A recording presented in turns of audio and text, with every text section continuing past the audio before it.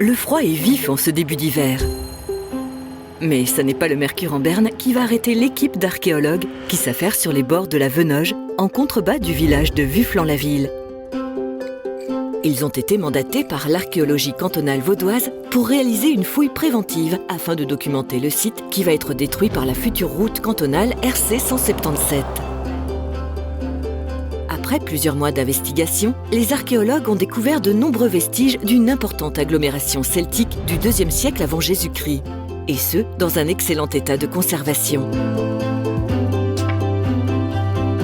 Le caractère aussi exceptionnel de la fouille de Vufflan, c'est d'avoir pu fouiller une bande de plus de 400 mètres de long, 20 mètres de large, sur laquelle on a reconnu non seulement l'agglomération, mais des quartiers artisanaux attenants, une voie de circulation. Pour nous, c'est un nombre d'informations vraiment uniques. Au sud de l'agglomération, les fouilles ont permis de localiser un secteur artisanal comprenant des fours de potiers et un grand dépotoir avec de nombreux restes de céramique. On a mis au jour une série de plusieurs fours qui sont composés de 3 parties. Il y a en fait une fosse de travail dans laquelle se tient la personne qui mène la cuisson. Il y a une chambre de chauffe devant laquelle on fait le feu et qui permet d'amener la chaleur à l'intérieur de ce qu'on appelle un laboratoire. Donc c'est la chambre de cuisson où on met les vases qui vont être cuits. Ces fours permettaient la cuisson de vases en céramique grise destinés à des usages quotidiens, servir des plats, conserver de la nourriture, manger et boire. Voilà le four le mieux conservé du site. On remarque ces parois un peu verdâtres, donc faites en argile. Et puis là, on a le pilier central fait en pierre mais recouvert d'argile. Le musée cantonal d'archéologie et d'histoire a été dépêché sur le terrain pour réaliser des copies des 2 fours les mieux conservés afin de pouvoir en garder une trace et les présenter au public. On applique une première couche de silicone qui nous permettra d'avoir une empreinte de qualité. Après l'application sur la surface d'une couche de protection, une couche d'épaisseur uniforme de 60 kg de silicone est soigneusement posée pour réaliser la membrane.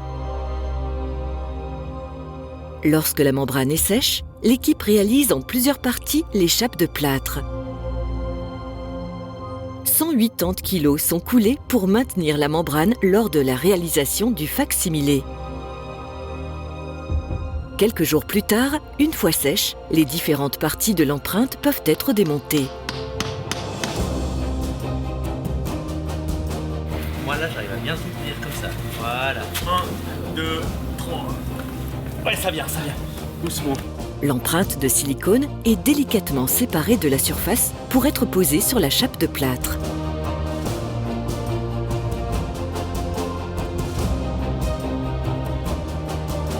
Ces éléments sont ensuite acheminés à Luçon, au dépôt et abri des biens culturels du canton de Vaud, dans les réserves du musée où les copies en plâtre céramique sont réalisées. Une fois démoulés, ces fac-similés sont mis en teinte afin d'imiter à la perfection les structures originales. Au palais de Rumine, le public peut alors découvrir en grandeur nature l'outil de travail de ces potiers celtes qui tournaient et cuisaient leur céramique sur les bords de la Venoge il y a 2100 ans.